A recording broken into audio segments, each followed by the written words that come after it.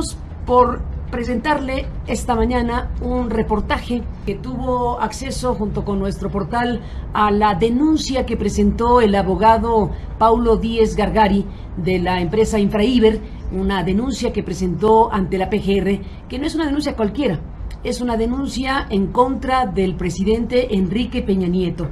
Es una denuncia presentada ante la instancia correspondiente en donde pues señala el abogado que los hechos que denuncia agravian a todos los mexicanos y al suscrito, pues puede tratarse de una auténtica conspiración de Estado llevada a cabo por instrucciones del presidente Enrique Peña Nieto. Es una denuncia seria de asuntos muy graves y que desde luego la gran pregunta es si la Procuraduría General de la República, encabezada por alguien tan cercano a al presidente Enrique Peña Nieto como Raúl Cervantes, va realmente a investigar una cosa de este tamaño. Debería, desde luego, debe desde luego la PGR encauzar e investigar lo que ahí se presentó en esta denuncia. Dentro de lo que dice el abogado está una solicitud directa al procurador de que se excuse el procurador precisamente de la investigación personalmente, que no encabece la investigación contra Peña Nieto, el titular de la PGR, y ya le contaremos los detalles de por qué hace esta solicitud, entre otras cosas. Este enlace que hacemos con ustedes en vivo, en estos ejercicios que hemos estado haciendo a lo largo de los últimos días para compartir con usted los contenidos de nuestro portal Aristegui Noticias, también en estas transmisiones en vivo de manera digital. Tenemos el reportaje precisamente de Rafael Cabrera, que nos habla de esta denuncia presentada. Vamos a escuchar lo que nos dice Rafael, que nos pone en contexto y con los datos más precisos de esta denuncia, y le adelanto que hablaremos directamente con el abogado Díez precisamente sobre el contenido de esta denuncia, los alcances y de por qué presentó precisamente esto ante la PGR. Así que adelante con este reportaje de Rafael Cabrera de nuestra Unidad de Investigaciones Especiales.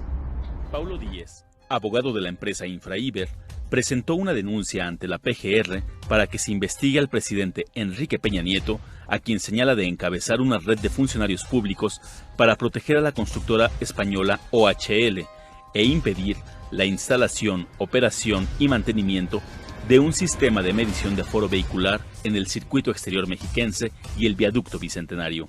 Los hechos que denuncio agravian a todos los mexicanos y al suscrito, pues puede tratarse de una auténtica conspiración de Estado llevada a cabo por instrucciones del presidente Enrique Peña Nieto, señala la denuncia presentada el pasado 3 de enero, de la cual Aristegui Noticias tiene copia.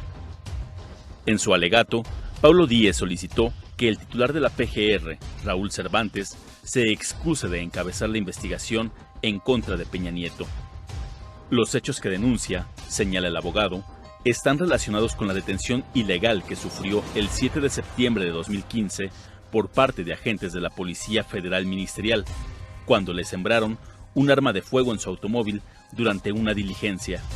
La PGR liberó al abogado después de que pagó una fianza de 60,000 pesos. Más tarde, Aristegui Noticias difundió el video de una cámara privada de seguridad en la que se exhibía cómo uno de los agentes se inclinaba al interior del auto y arrojaba algo en su interior.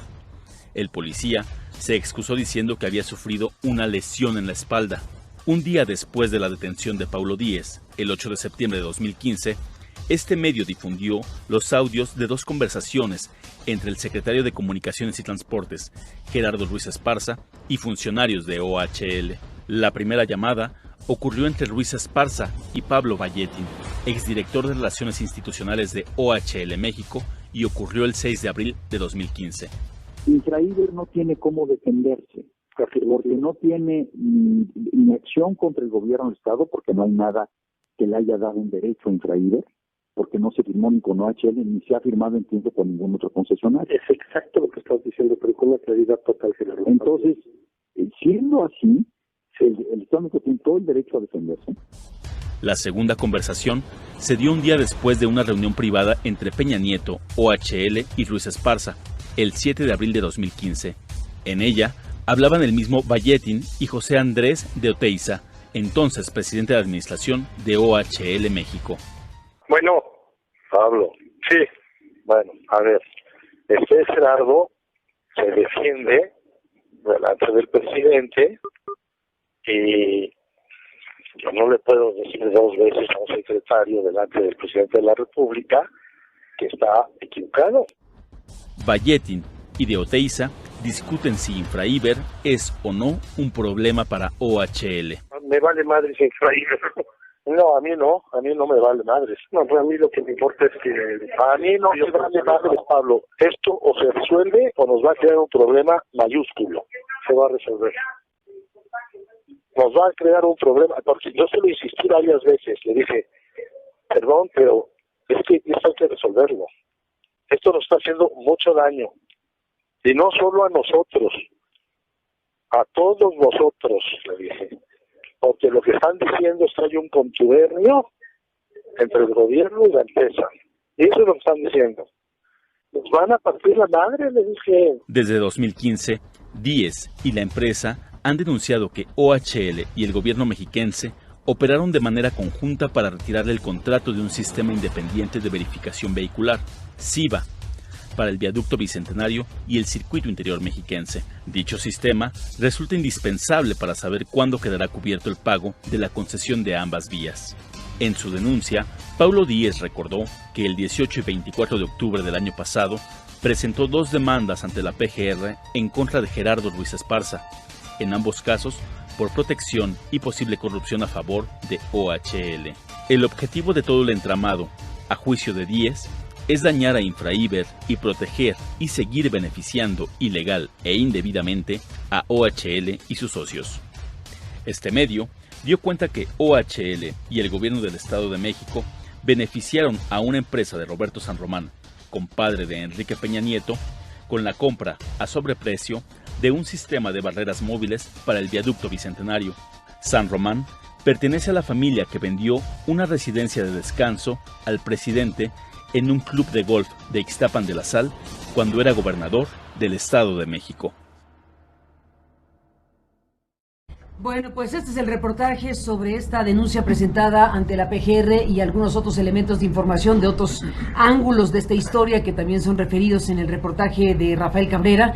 Y bueno, pues saludo al abogado Paulo Díez, que está en nuestra redacción, en este portal de noticias, para hablar de esta denuncia, para hablar de lo que significa esto que planteas, Paulo, ante la PGR. No es cualquier cosa que digas que vas con tu obligación de denunciar hechos probablemente constitutivos de delito y que puede tratarse de una auténtica conspiración de Estado llevada a cabo por instrucciones del presidente constitucional de los Estados Unidos mexicanos, Enrique Peña Nieto. Paulo, gracias por estar aquí en este espacio digital. Bienvenido, buenos días. Muchas gracias, Carmen. Al contrario, muchas gracias por la invitación. Y bueno, pues comentarte, efectivamente lo que mencionas es muy importante porque lo primero es, yo presento esta denuncia en cumplimiento de una obligación que tenemos todos los mexicanos de denunciar los hechos probablemente constitutivos de delito de los que tenemos conocimiento. Y aquí, con toda claridad, yo tengo conocimiento de estos hechos que desde mi punto de vista pueden ser constitutivos de delito y cumplo con esa obligación. ¿De dónde surge esto, Carmen? Tú recordarás que yo empiezo a denunciar hace más de un año principalmente el tema de la manipulación contable de OHL, este maquillaje contable al estilo Enron que le ha dado miles de millones de pesos en beneficios indebidos que probablemente hayan sido después canalizados indebidamente hacia uno o más servidores públicos del gobierno federal o del gobierno del Estado de México. Y eso es lo primero que yo empiezo a denunciar. Ahí empiezan las críticas. Del otro lado tengo yo al gobierno federal, al gobierno del Estado de México y a una empresa pues relativamente poderosa que hoy está claramente en agonía, pero que han utilizado sus recursos económicos y el poder político para presionarme. Costó mucho trabajo que la sociedad incluso creyera que lo que yo estaba diciendo era cierto. Hoy afortunadamente tenemos la resolución de la Comisión Nacional Bancaria y de Valores en la que pues yo te diría que me da la razón en todo lo que yo dije. Yo te voy a interrumpir un segundo, Paulo, te voy a interrumpir porque desde luego estás absolutamente involucrado en el tema, obvio, pero déjame pedirte un ejercicio. Empieza desde el principio, empieza a contarnos el ABC. ¿Cuándo empezó esta historia? Hemos visto correr aquí audios, intervenciones, documentos, denuncias, señalamientos diversos relacionados con Infraiber y con OHL, la Presidencia de la República, el secretario Luis Esparza. Hay un conjunto de información ya muy densa en el panorama informativo sobre lo que has estado denunciando. ¿Por qué no nos cuentas literalmente en el ABC cuándo empieza esta historia, de qué se trata la historia, y ahora nos detenemos en las implicaciones legales, pero vea lo más elemental de la explicación? Perfecto, pues muy rápidamente, Carmen. Había una vez una empresa propietaria de un sistema independiente de verificación de aforo vehicular, ingresos y nivel de servicios en las autopistas, que celebra un contrato con el gobierno del Estado de México para auditar de manera independiente todas las autopistas en el Estado de México. Esto es importantísimo porque el esquema de concesiones carreteras en nuestro país, Carmen, gira alrededor de un concepto muy importante, que es el de la inversión del concesionario pendiente de recuperar. Este concepto sirve para determinar tanto el plazo de una concesión como el nivel de la tarifa que los usuarios debemos pagar por esa concesión.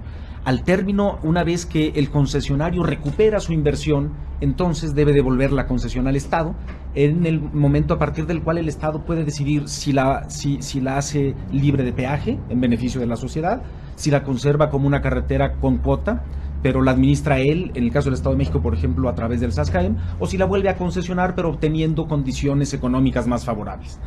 El sistema tiene este beneficio enorme, es un sistema totalmente independiente, se firma el contrato, 2013 se empieza a instalar en el circuito exterior mexiquense, que es la autopista de cuota de jurisdicción estatal. Esa empresa de la que tú representas legalmente, que es Infraiber, y empieza a instalar este sistema en el circuito exterior mexiquense, que te digo es la autopista de cuota de jurisdicción estatal del Estado de México con mayor tráfico. Y esto es abril del 2013. En ese momento, preparando los documentos y preparando el inicio de operaciones de mi cliente, me doy cuenta que hay una diferencia enorme entre la inversión que OHL reportaba en bolsa, la inversión que supuestamente tenía derecho a recuperar con cargo a ese proyecto, y la información oficial que mi cliente estaba recibiendo del gobierno del Estado de México. En ese momento le hacemos ver al Estado de México que hay una diferencia, pero no eran 2 pesos, Carmen. ¿Cuánto era? Era una diferencia de más de 25,000 millones de pesos. Caray. 25,000 millones de pesos, para ponerlo en perspectiva, Carmen, porque a veces nos perdemos con estas cantidades, es poco más del 50% de toda la deuda pública del Estado de México. Toda la deuda pública del Estado de México. De modo que una de las obligaciones más importantes de Infraiber es decirle al Estado en qué momento alguien ya recuperó la concesión para que la devuelva. Para eso Infraiber necesitaba un dato muy importante, que el gobernador Erubiel Ávila se ha negado hasta el día de hoy a responder. Llevo más de 2 años públicamente diciéndole: señor gobernador, ¿cuál es el monto de la inversión de OHL pendiente de recuperar con cargo al circuito exterior mexiquense? Y el gobernador del Estado de México no ha tenido la bondad ni la amabilidad de decirle a los mexicanos cuál es esa cifra. 2 años. Pues más de 2 años, Carmen. 2 años públicamente. Oye, algo y otros que debería tantos. ser un dato transparentísimo. Bueno, algo que deberíamos conocer todos los mexicanos. Sin preguntar. No solo los usuarios de esa carretera, sino todos los mexicanos, porque esa carretera, como muchas otras, Carmen, además fue financiada parcialmente con fondos federales de Banobras y del Fonadim. De modo que todos deberíamos saber eso, pero no lo sabemos. Cuando un gobernador adopta esta actitud, pues da mucho que pensar. Bueno, pues resulta que el Estado de México, en lugar de confirmarnos cuál era esa cifra para que mi cliente pudiera comprar, viendo el problema que se había detectado, que me parece a mí que a ciertos niveles del Estado de México ni siquiera eran conscientes de esto, pues deciden resolver el problema de la manera más fácil, que es sacando de allí a Infraiber y diciendo: se acabó el tema, no vamos a perjudicar a OHL con esto. Y un mes después, entonces, violentamente echan a mi cliente, para decirlo tal cual, echan a mi cliente del circuito exterior mexiquense. Promovemos un juicio de amparo, que es el único juicio, por cierto, Carmen, que al día de hoy se ha resuelto de fondo y de manera definitiva, y se ha resuelto en favor de Infraiber. Se resuelve en el sentido de que Infraiber tiene derecho a instalar, operar y mantener el CIB en el circuito exterior mexiquense, y que el acto por virtud del cual lo sacaron del circuito era un acto violatorio de garantías fundamentales, de derechos humanos. El problema que tuvimos fue con la ejecución de esa sentencia, porque de manera pues inentendible, pero pues así son las cosas, el mismo tribunal colegiado que nos había otorgado el amparo, meses después, ante la presión de el gobierno del Estado de México, que había estado asesorado en este tema y en algunos posteriores por un socio del despacho del actual Procurador General de la República, pues decidió que la sentencia ya se había cumplido porque le dejaron a mi cliente pintar un par de rayas rojas como de 1 metro en la carretera y después nos volvieron a sacar y entonces tuvimos que promover otros juicios. Ahí está el punto donde tú te basas para decirle al procurador Cervantes que se excuse de este caso. Sí, creo que ese es un tema muy importante, Carmen. ¿Despacho es el despacho de Cervantes o de él en directo? Sí, él tiene un despacho en el que incluso si uno ve su currículum, hasta hace algunas semanas seguía apareciendo ahí que él era el director de este despacho. Uno de los socios de este despacho asesoró y acompañó al gobierno del Estado de México durante todo este proceso, y es justo por eso, entre muchas otras cosas, además de su cercanía personal con el presidente, su filiación partidista y muchas otras cosas, que yo le pido al procurador, que además tiene pues, la intención de ser considerado para la Fiscalía General de la República, pues que efectivamente lo que necesitamos en este país es una procuraduría autónoma que investigue los delitos. Digamos, para no hacer muy largo el cuento, Carmen, salimos de ahí y entonces a partir de ahí empezamos con una serie de juicios en contra del Estado de México, del propio OHL, que siguen en curso y que yo te diría tengo pues motivos o un optimismo razonable de que los vamos a ganar más temprano que tarde en los tribunales. Pero bueno, a partir de ahí empiezo yo a denunciar esto. Había una diferencia de más de 25,000 millones de pesos que se debe a un maquillaje contable, Carmen, tipo Enron, tal cual, no hay otra forma de llamarlo. Durante años. Diferencia entre lo que se reportaba al gobierno del Estado de México del aforo vehicular, ¿de qué es esa cifra? 25,000 millones. 25,000 millones de pesos de un concepto que es totalmente incorrecto. Ya la Comisión Nacional Bancaria de Valores le dijo a OHL que no puede registrar eso, que ellos le llaman otros ingresos de operación. Esos otros ingresos de operación que no existen, solo podrían existir en caso de que OHL tuviera un derecho incondicional de cobro de dinero por esa cantidad frente al Estado de México, Carmen. A ver, entonces el tema es que en esa comparación que hiciste sobre una cifra y otra, ¿se había pagado ya la carretera? ¿Se había pagado ya el circuito? Lo que yo sostengo, ¿O cuál es el tema? Lo que yo sostengo y he afirmado es que en relación con el circuito exterior mexiquense, OHL ya recuperó su inversión y que debe devolverle de inmediato la concesión al Estado de México. No a mí ni a mi cliente, sino al Estado de México. La concesión del circuito, claro. Pero lo que pasó fue que se amplió se amplió la concesión. ¿Por qué se molesta tanto el Estado de México cuando en realidad si nosotros ganamos ese juicio, Carmen, en el que no estamos peleando un solo peso, a diferencia de toda estas declaraciones que hacen de pronto el señor Ruiz Esparza y la gente de OHL, en esos juicios lo único que estamos pidiendo es la nulidad de la concesión, la terminación anticipada de esa concesión. El beneficio que se obtendría de eso es principalmente para el Estado de México, para los mexiquenses, para los usuarios de esa carretera y para los mexicanos. ¿Por qué se molestan por eso? Pues yo no lo entiendo. Pero ahí estamos. Bueno, perdón, te voy a interrumpir un segundo.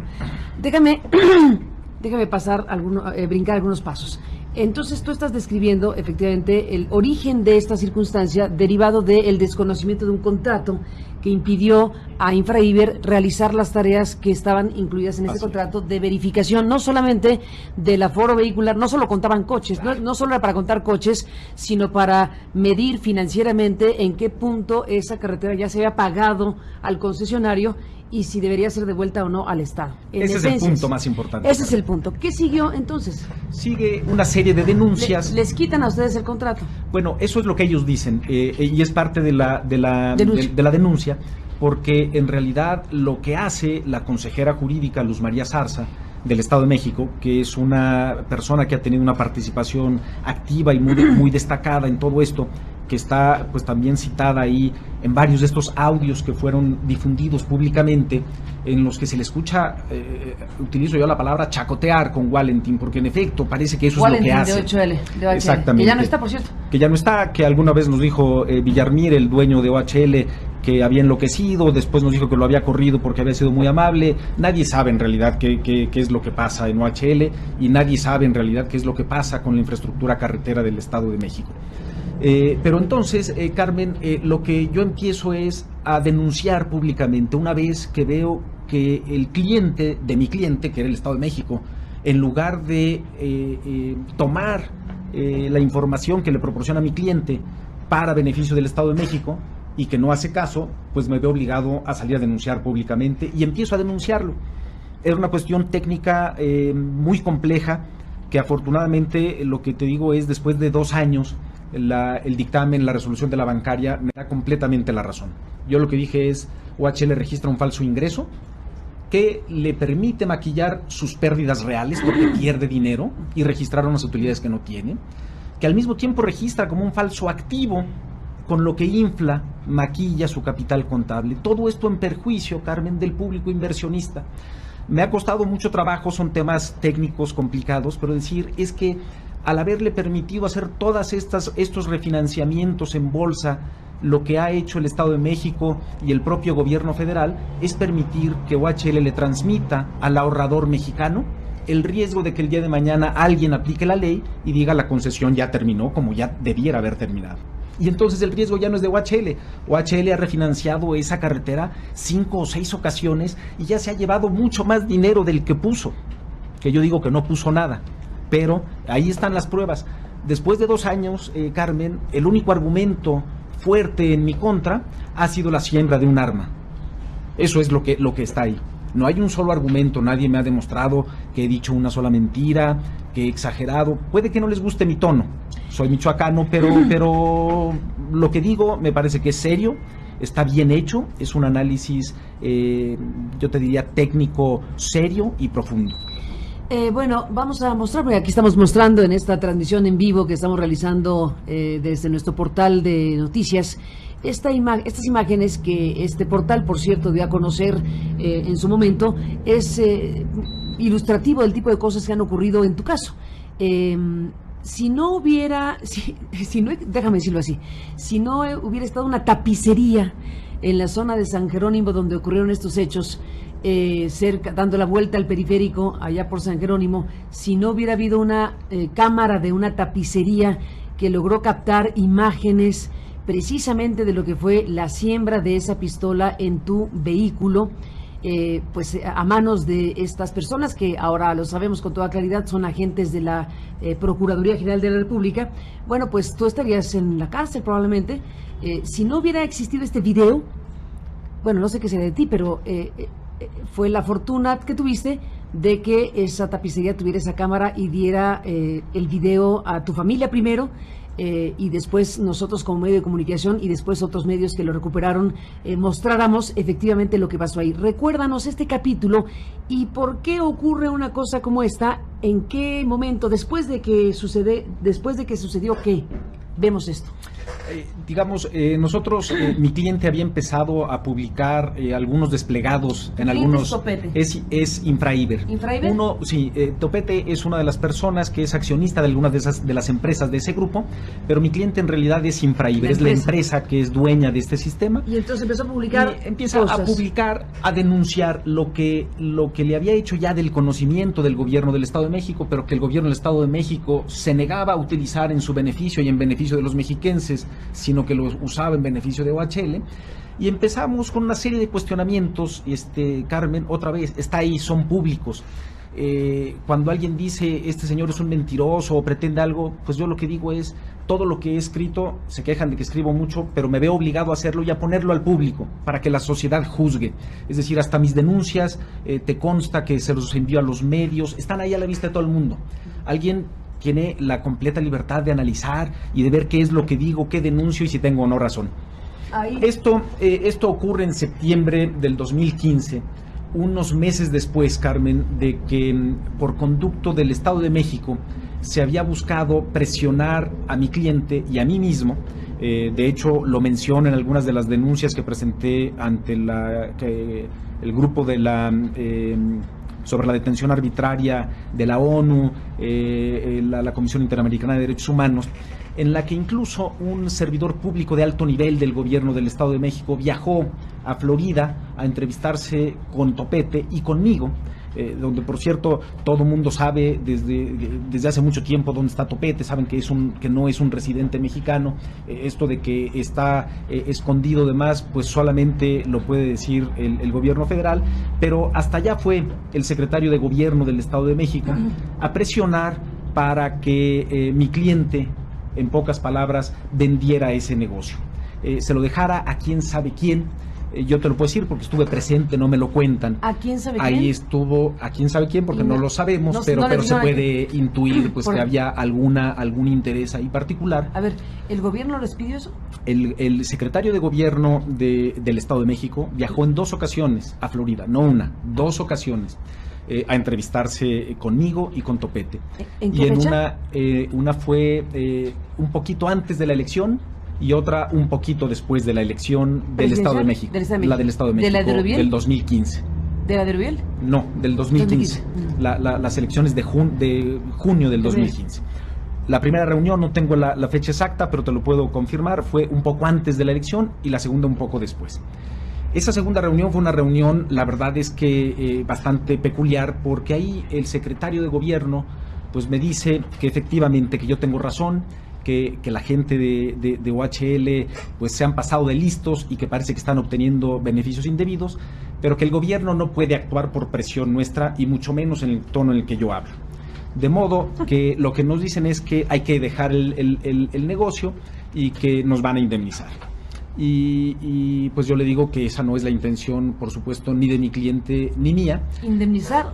¿Pero de qué manera? ¿Expropiando pues, la empresa? Pues para dejar el pero ¿de qué manera expropiando esa empresa? Pues, ¿O cuál es la figura legal? O entregando las acciones para que alguien más lo hiciera, que es un tema delicadísimo, Carmen, y me parece que hacia allá va el gobernador Erubiel Ávila, quien también está denunciado, no es solo el presidente de la República, es también el gobernador Erubiel Ávila, que ahora pretende desmarcarse del presidente Peña, y yo lo que digo es, no, esto es parte de una acción concertada entre el gobierno federal y el gobierno del Estado. Ahora vamos a esa parte donde tú hablas de una casi conspiración de Estado, o algo que podría ser una conspiración de Estado, pero para cerrar esta parte, tú dices entonces que el secretario de gobierno del gobierno de Erubiel va con ustedes, contigo, con tu representado, y les dice que vendan la empresa, no, pero podemos, les dice a quién. Que no podemos mantener esto, aunque dice que tenemos la razón, que ellos lo van a hacer por su, digamos, que ellos lo van a hacer directamente, que entreguemos los equipos, la tecnología y todo lo demás, y que ellos lo hacen.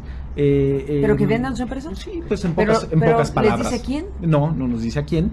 Al final, la reunión termina, pues ya te digo, un poco así, y no se me olvida, lo he dicho, lo he puesto textualmente ahí, cuando al final le digo yo que puso él una cifra sobre la mesa, y es cierto, porque después por ahí él lo filtró a los medios, y le dije, señor secretario, eso no alcanza ni para que mi cliente me pague mis honorarios. ¿Cuánto puso? Eso, pues no recuerdo, pero una cantidad que de verdad no alcanzaba ni para pagar nada, y ya molesto. ¿Pero se hizo pública? No se hizo pública, creo que él dijo una cosa como estas de, no sé si dijo, bueno, no me 30, quieres decir, 40 o 100 millones, o no lo sé. ¿De pesos o dólares? De pesos. Pero y ya un poco en este tono. Pero el tema es que puso una cifra, sí, el funcionario. Y cuando yo le digo esto, no se me olvida su respuesta fue, le dijo, bueno, Pedro, a Topete, tú sabes lo que es pelearse con el Estado, ¿verdad? Y pues te podrás imaginar la cara de mi cliente. Y a mí volteó, y tampoco se me olvida, porque me dijo, y tu abogado a veces te ve un poco ingenuo.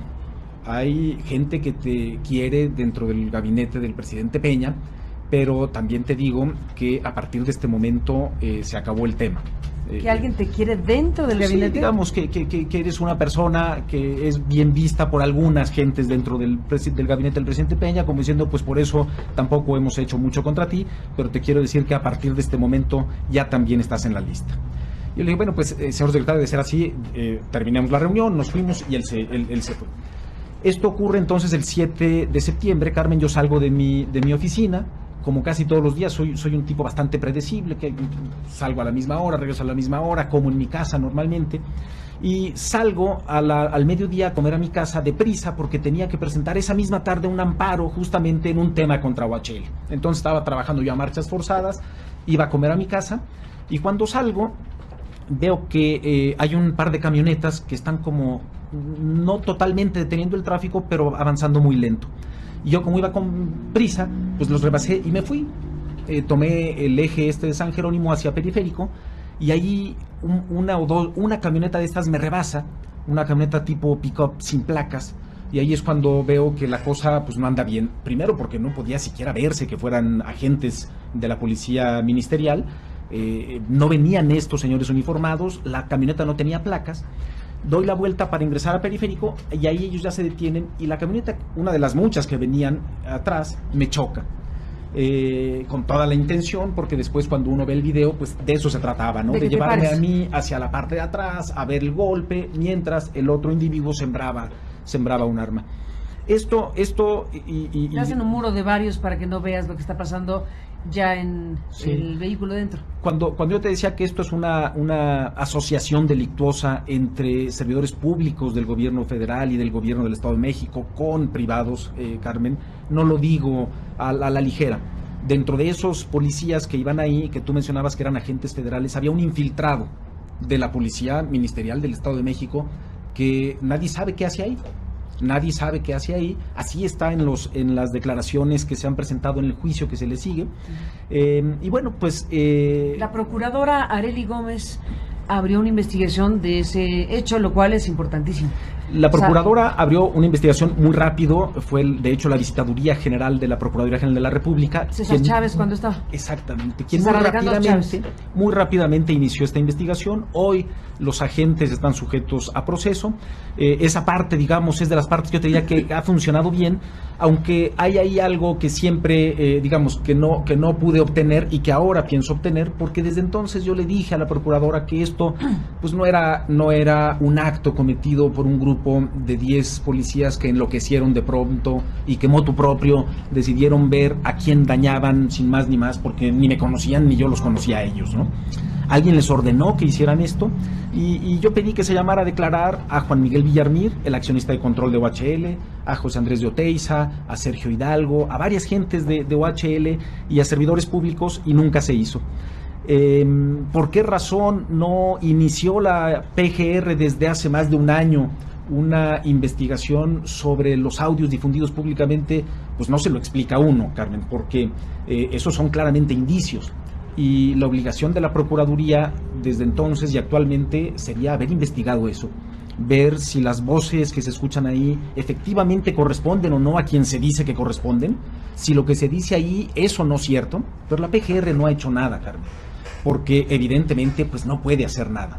Es decir, hay alguien que ordenó esto, y hoy lo que tenemos, a partir de una confesión que es una joya de este señor Ruiz Esparza, que es, entre otras muchas cosas, incapaz de controlar sus emociones y que, víctima de su propio enojo, hace una confesión de delito bajo protesta, a decir verdad, en comisiones en la Cámara de Diputados, es lo que efectivamente arroja una nueva luz sobre todo esto, ¿no? ¿Qué dijo Ruiz Esparza en esta declaración ante Ruiz Esparza comparece el 29 de noviembre del 2016, Carmen, ante comisiones, la Comisión de Transportes, Comunicaciones e Infraestructura de la Cámara de Diputados, con motivo de la glosa del cuarto informe de gobierno del presidente Peña. Y hay una diputada a la que yo no conozco, me parece que de apellido Sánchez Juárez o Juárez Sánchez, del Partido Acción Nacional, que empieza a cuestionarlo de manera muy firme sobre su peculiar relación con OHL, y hace referencia a dos denuncias que yo presenté con anterioridad en contra del secretario Ruiz Esparza por corrupción. Una en relación con la autopista Amozoc-Perote, que se amplió el plazo, se incrementó la tarifa de una manera completamente ilegal, evidentemente ilegal. Esa denuncia ya forma parte de una carpeta de investigación, ya se turnó a la gente del Ministerio Público correspondiente y va avanzando, no a la velocidad a la que yo quisiera, pero va avanzando.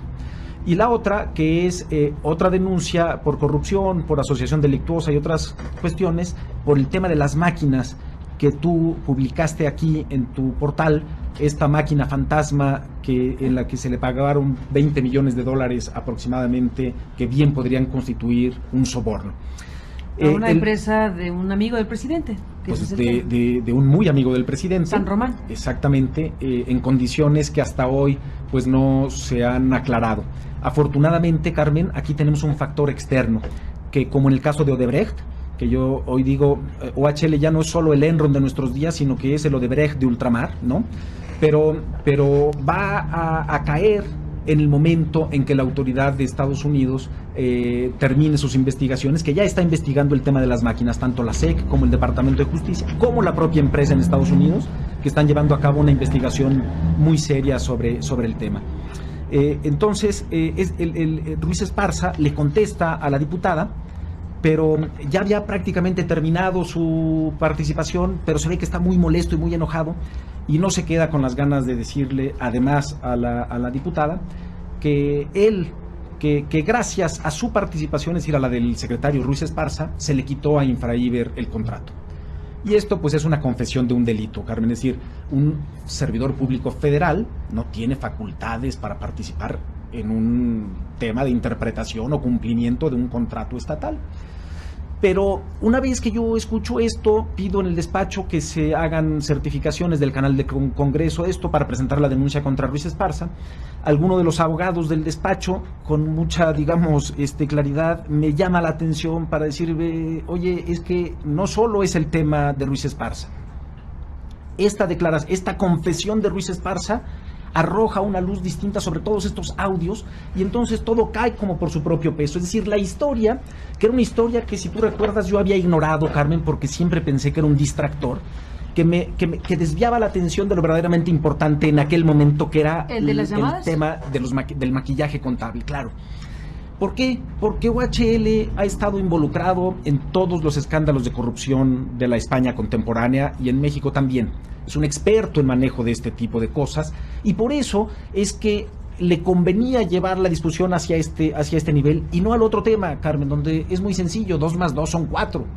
Pero OHL tú estás diciendo que los autores de la divulgación de esas llamadas son ellos mismos. Pues yo pensé, y me parece que sigo teniendo elementos para pensarlo, pero Carmen. Es una barbaridad eso, ¿no? Porque parecía un distractor.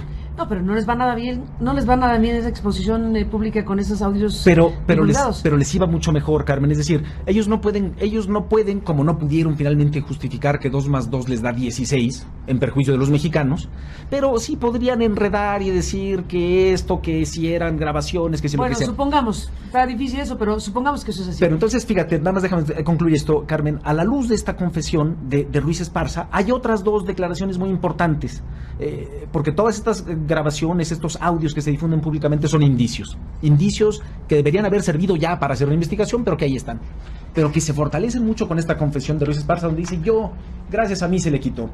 Y con otra cosa, Sergio Hidalgo, que incluso te lo dijo a ti y a otros medios de comunicación, reconoce en una conferencia de prensa en enero del 2016, que la reunión de Villarmir con el presidente Peña Nieto efectivamente se celebró y que le parecía de lo más normal, además. Eso dijo él.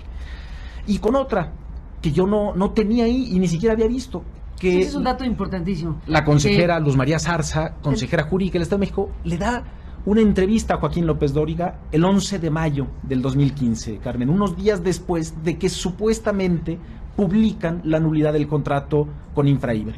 Una nulidad, Carmen, que si tú recuerdas, cuando a mí me preguntaban los medios, a los que normalmente atiendo y les contesto todo lo que puedo, siempre les dije, no sé de qué me están hablando, porque a mi cliente no le han notificado ni la nulidad ni la terminación de nada.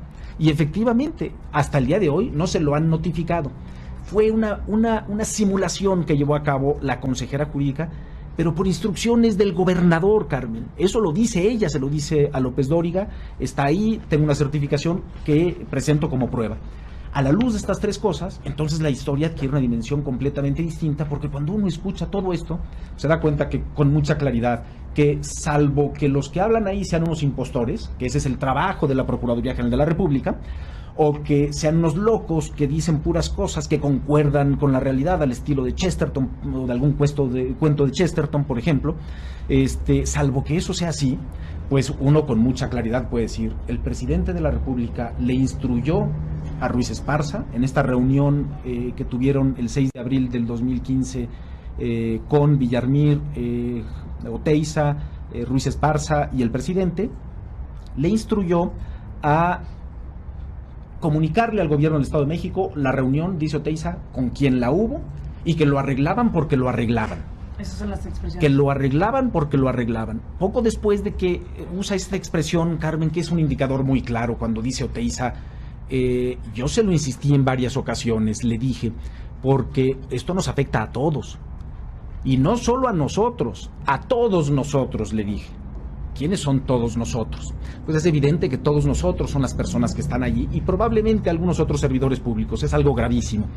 Y entonces uno entiende, a la luz de esto, Ruiz Esparza, el día 8 de abril, efectivamente se reúne con Erubiel Ávila.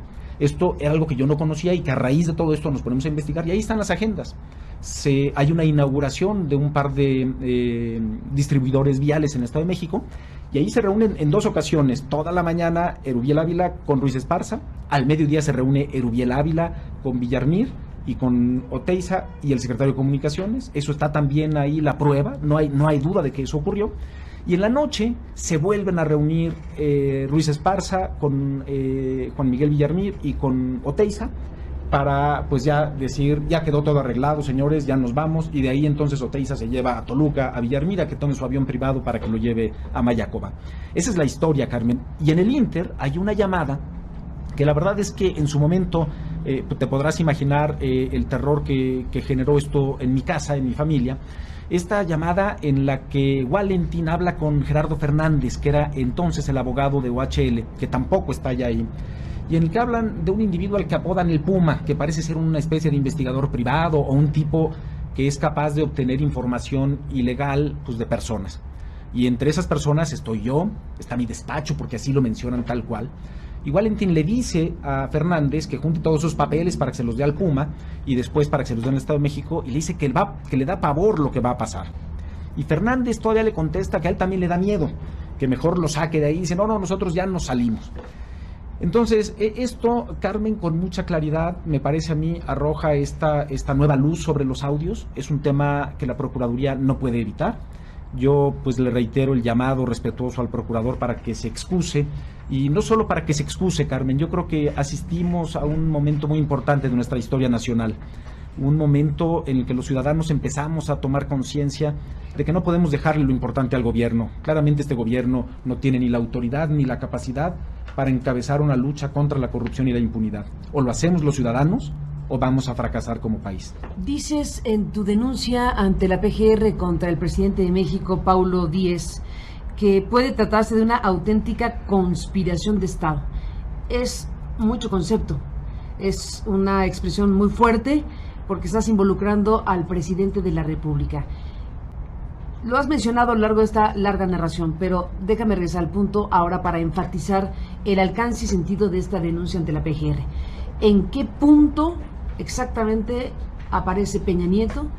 ¿Y cuál es, en todo caso, dado que estás hilando hechos y planteando incluso inferencias, en qué punto se constituye una cosa de este calibre? Sí, según tu punto de vista, según tu denuncia. Claro, me parece, Carmen, que a raíz de la confesión de Ruiz Esparza, en donde dice, gracias a mí se le quitó ese contrato. O sea, cuando Ruiz Esparza dice ante los legisladores, gracias a mí se le quitó ese contrato, es que Ruiz Esparza no es Ruiz Esparza, es el presidente Peña. Bueno, porque es un secretario de Estado y habla pues a nombre del gobierno federal. Ese es el tema. Claro, y ahí engancha lo que tú dices, las llamadas, las reuniones, las conversaciones y esa confesión, como tú le llamas. Las conversaciones, Carmen, que como te digo, son totalmente coincidentes con esa realidad. Esa sola declaración de Ruiz Esparza articula todo lo demás. Fortalecida con la misma declaración de Sergio Hidalgo, en el sentido de que esa reunión se celebró, y después con la entrevista de la consejera jurídica del Estado de México, que dice además que simula esta nulidad, bueno, ya no dice que simula, pero eso es lo que hacen, por instrucciones del gobernador. Entonces uno dice, oye, claro, aquí hubo una instrucción a Ruiz Esparza, de ahí al gobernador, y luego el gobernador le instruye a la consejera jurídica. Ese está, me parece que es suficientemente claro. ¿Qué es lo único que podría, digamos, echar abajo esta hipótesis, que a mí me parece que es seria, que está fundada, Carmen? Pues que la Procuraduría General de la República determinara, de acuerdo a peritajes y demás, que las personas cuyas voces se escuchan en esos audios no son las personas que se mencionan, o que, siendo ellas, tenían la intención deliberada de hacernos una broma a todos los mexicanos y hacernos ver una realidad virtual narrada que coincidiera con la realidad real. Esta denuncia de hechos que está disponible ahora en nuestro portal de noticias, la hemos subido para que quien quiera conocerla en directo la conozca, probablemente responda OHL, como ya lo he hecho en otras ocasiones. Es bienvenida su postura al respecto de lo que tenga que decir sobre esto que es muy grave, así como lo ha hecho en otras ocasiones con presencia fundamentalmente del señor Hidalgo. Sería ideal, desde luego, que la propia SCT tenga algo que decir al respecto, puertas abiertas a la autoridad si tienen algo que decir sobre esto que se ha convertido, y esa es la noticia que estamos aquí ampliando con esta entrevista. Se ha presentado formalmente esta denuncia, que es una denuncia de hechos de Paulo Genaro Díaz Gargari a título personal. Al final de cuentas es a título personal, en su obligación de denunciar hechos probablemente constitutivos de delito, de esto que podría tratarse, dice, en una conspiración de Estado. Podría tratarse de una auténtica conspiración de Estado llevada a cabo por instrucciones del presidente constitucional de los Estados Unidos mexicanos, Enrique Peña Nieto. Aquí agrego, para dañar a un particular, que en este caso es Infraiber, en protección y para beneficio de otro particular, que en este caso sería OHL. Me detengo aquí para cerrar. En el hilado de cosas y de sucesos y de información que has dado, ¿por qué querría el presidente de la República participar tan directamente de un asunto que afecta a una empresa particular, que involucra asuntos del Estado de México y que involucra a una empresa como OHL? ¿Por qué querría Peña Nieto intervenir en una cosa de esta que tú dices es conspiración de Estado? Me parece, Carmen, que la respuesta, y lo he comentado, me parece que contigo y en algunos otros lugares, es muy clara. Es una respuesta sobre la que sigo trabajando y que espero pronto tener todos los elementos. Pero es que... ¿Pero tienes indicios? Sí, una hipótesis que me parece que es razonable, creíble y fundada, es que el circuito exterior mexiquense y el viaducto bicentenario son mecanismos permanentes de financiamiento ilegal de campañas políticas, Carmen. Así, esa es la importancia de estas cosas. Veamos la elección del Estado de México del 2011, la elección presidencial del 2012, y lo que se pensaba era utilizarlo justamente 2017 para el Estado de México y 2018 elección presidencial. Y yo creo que ese es el deber de todos nosotros y sobre todo mío, de, si tengo elementos para poder acreditar esto, pues hacérselo ver a la autoridad para que lo investigue. Esto está clarísimo, Carmen, es decir, son tantos los recursos, no son 10 pesos ni 20, son decenas de miles de millones de pesos, y cada vez que se le ocurre al Estado de México le amplía el plazo de las concesiones y no hay forma de tener un control sobre la inmensa cantidad de recursos de la que se ha beneficiado OHL. Ahí está lo que he dicho, Carmen, es decir, no todo lo que digo lo he dicho públicamente y repito, estoy aquí dispuesto a dar la cara y a responder de mis palabras y de mis actos. Pues no es cualquier cosa lo que no es cualquier cosa lo que estás diciendo. Evidentemente has acudido a la PGR para esta denuncia de hechos, pero ahora que estás planteando, tal vez es temprano para ello, pero a lo mejor lo estás pensando, ahora que estás planteando que en tu investigación tienes elementos e indicios que darás a conocer más ampliamente, pero que adelantas que tu hipótesis principal es que estas dos grandes concesiones dadas a OHL se han convertido en los últimos años en mecanismos paralelos de financiamiento ilegal a campañas políticas en México.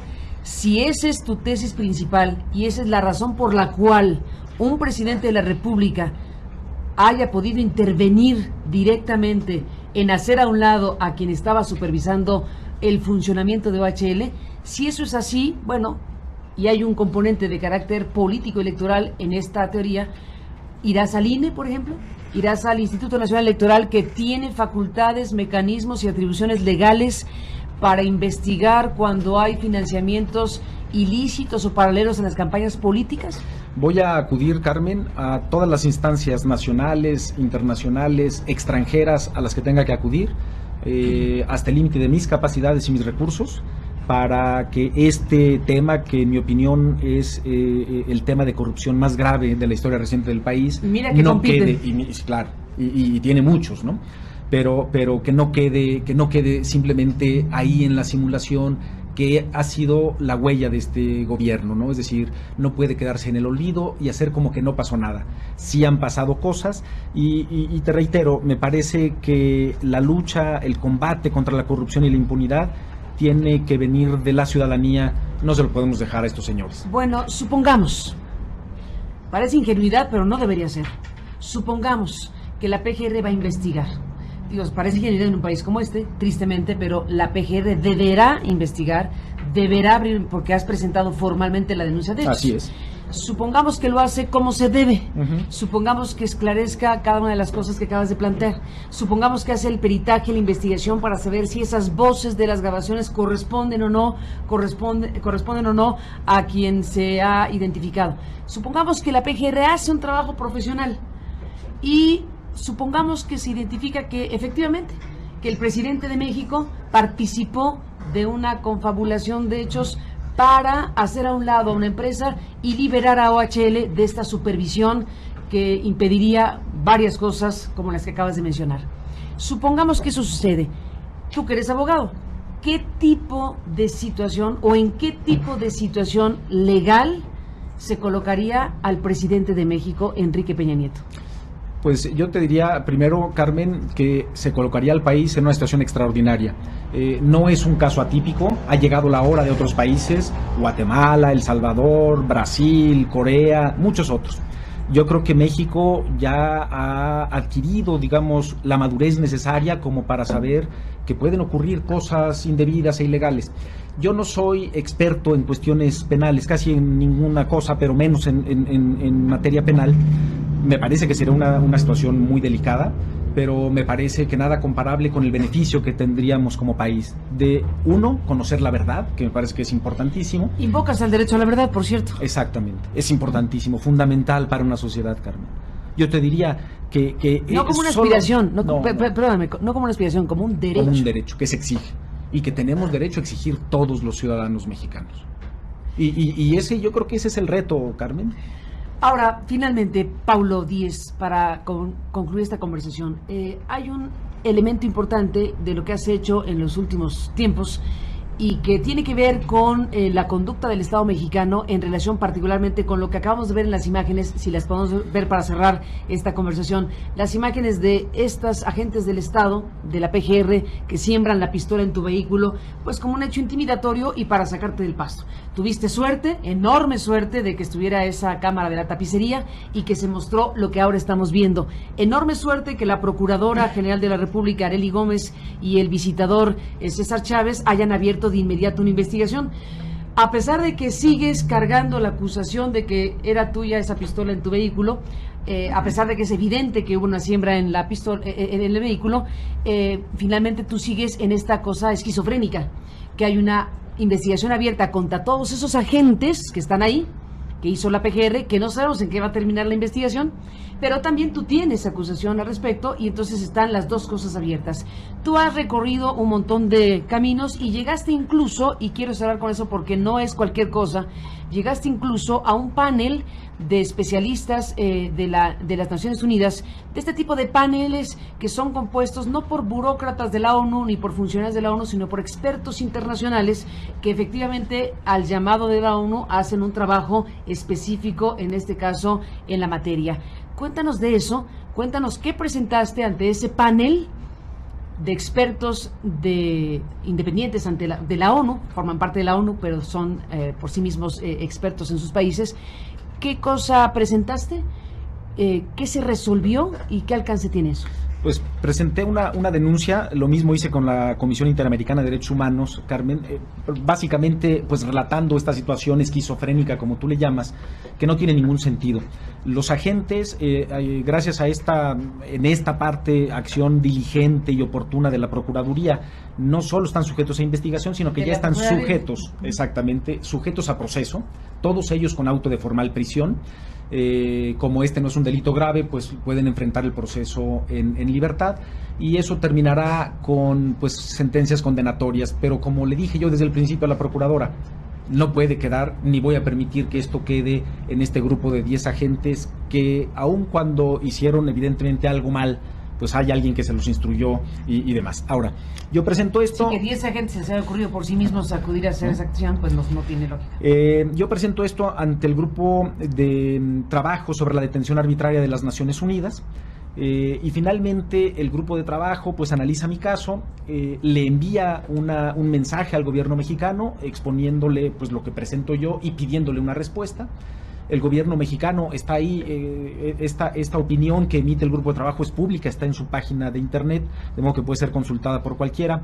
Se evidencia ahí que el gobierno mexicano no tuvo ni siquiera el cuidado de contestar en tiempo lo que se le pedía.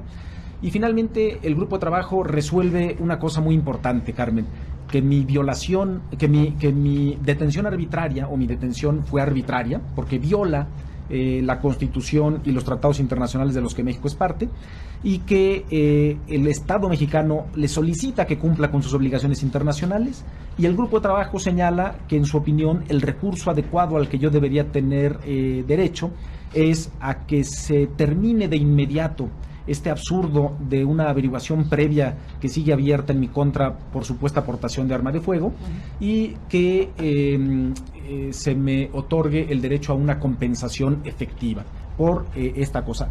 Y ya nada más para concluir, Carmen, esto ha sido tan absurdo y tan bizarro que tengo ya una sentencia de amparo en la que se le ordena a la gente del Ministerio Público, esto es desde hace 6 meses, Carmen, que le informara al juez qué diligencias estaban pendientes de realizarse en esa averiguación previa, que las realizara de inmediato y que resolviera conforme a derecho.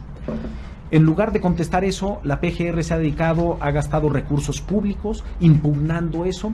Finalmente, ya a finales de diciembre, 6 meses después, un tribunal colegiado confirma el amparo anterior y ahora tendría que cumplir. Pero bueno, la verdad es que a mí me parece que este gobierno no va a cumplir la sentencia de amparo, ni va a cumplir motu propio la recomendación del grupo de trabajo de la ONU, pero pues te reitero, yo voy a hacer todo lo que está a mi alcance para que eso se ejecute y se cumpla.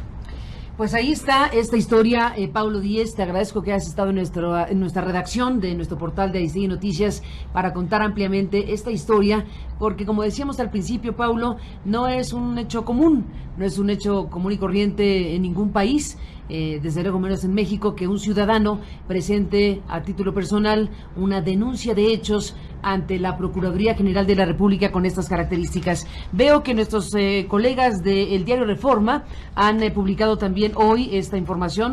Si sigue usted nuestro portal, bueno, pues puede volver a escuchar el reportaje de Rafael Cabrera, nuestro compañero de la Unidad de Investigaciones Especiales. Vamos a subir esta entrevista, está transmitiéndose en vivo y después la podrá usted volver a escuchar o escuchar la parte que no escuchó, lo que corresponda en esta modalidad sobre demanda de este ejercicio informativo. Y bueno, también estoy viendo que los colegas del diario Reforma publican en su página 3, en primera plana en realidad, le dan un espacio en la primera plana de su edición de este día. Y bueno, pues nuestro colega Antonio Baranda ha publicado hoy que presenta Infraiber, denuncia ante PGR, acusan a Peña de conspiración. Es como los colegas de Reforma titulan esto que hemos estado abordando esta mañana en Aristegui Noticias. Achacan injerencia del presidente para beneficiar a la empresa OHL.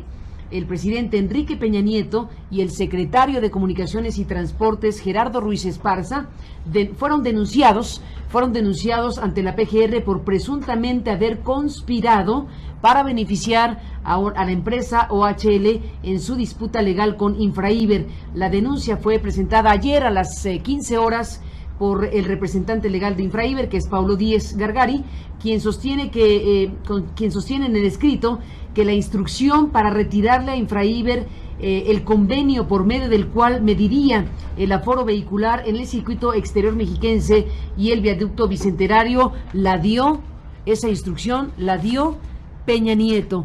Agregamos o subrayamos, Paulo, esto último, que no es cualquier cosa tampoco, que es tu secuencia de hechos y de concatenación de hechos que te lleva a plantear que detrás de todo esto puede haber un mecanismo a través de estas dos grandes concesiones del viaducto bicentenario y del circuito mexiquense, que estas dos grandes concesiones a OHL que han ido viendo ampliar sus plazos de concesión de manera sorprendente, a pesar de que se ha dicho que ya esas inversiones fueron pagadas y que deberían ser devueltas al Estado. Bueno, Es notable, sin duda, la ampliación de los plazos, no sé cuántas decenas de años, hasta 50 años puede ser, 30 años, no sé, pero bueno, la ampliación de los plazos de esta concesión son sin duda un indicador. Y me despido con esto, que como digo, en materia de una declaración pública, debe ser atendida por las autoridades y desde luego por la sociedad mexicana. Si detrás de todo esto, como afirma que pudo ocurrir, está el presidente de México, la instancia correspondiente a investigar es la PGR, sin duda. Tristemente estamos en el periodo previo a lo que teóricamente será la autonomía del Ministerio Público, con una reforma que vamos a ver en qué queda, vamos a ver quién es el primer fiscal, vamos a ver qué tamaño de autonomía tiene la PGR, pero hoy no tenemos ese panorama y la PGR tendría que investigar a quien nombró al procurador, lo cual desde luego es un conflicto absolutamente de interés. Deberíamos esperar, Paulo, también pues la acción del Congreso, para que haya también un espacio que se abra desde la representación popular en los órganos como el Congreso, pues por lo menos para asomarse al alcance y significado que tiene una denuncia de estas dimensiones y una declaración pública que acabas de hacer, Paulo, que no es, como digo, ninguna cosa cualquiera.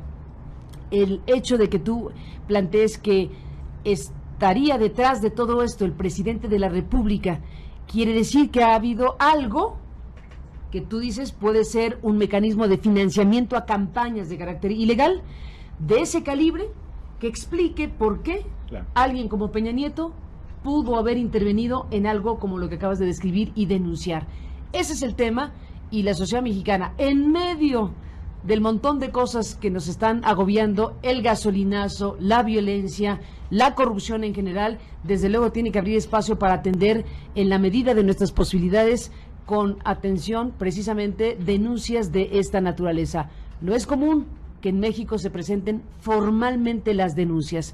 Tenemos una enorme cantidad de denuncias sociales informales, pero una denuncia formal, con todo lo que implica, es un tema de mayores alcances que debe ser atendido y seguido de cerca.